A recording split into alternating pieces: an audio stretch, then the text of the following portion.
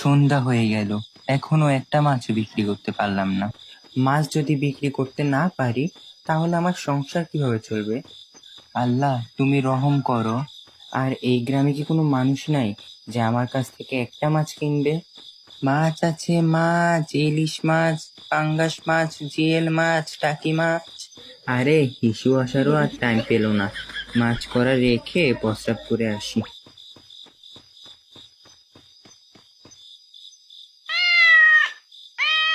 হিস হিস, ওই শালার বিড়াল আমার মাছ নিয়ে গেল।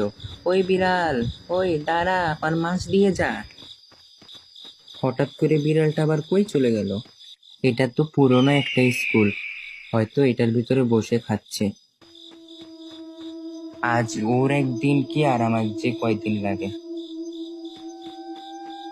এখানে তো কিছুই নেই, ওই পাশে গিয়ে দেখি তো।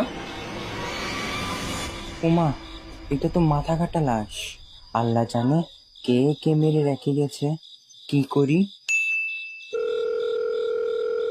হ্যালো সিআইডি স্যার, এখানে ক্যাপটাউন গ্রামে একটা মাথা কাটা লাশ পাওয়া গেছে।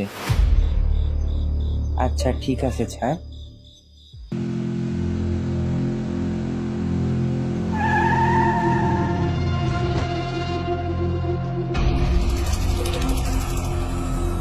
স্যার, আপনারা আইছেন? দেখেন কে যেন এই বাচ্চাটাকে গলা কেটে ফেলে রেখে গেছে।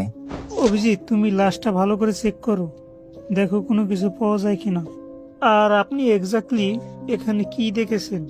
স্যার, আমি একটা গরিব মাছওয়ালা, এই গ্রামে আইছিলাম মাছ বিক্রি করতে।